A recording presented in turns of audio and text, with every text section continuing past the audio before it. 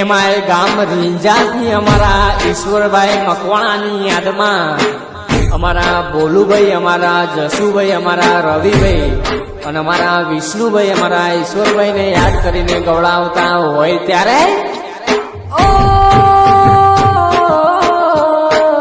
ચહેરો ઈશ્વરભાઈ તમારો જોવાના મળવાનો નહીં, મળે સમય તમને પાછા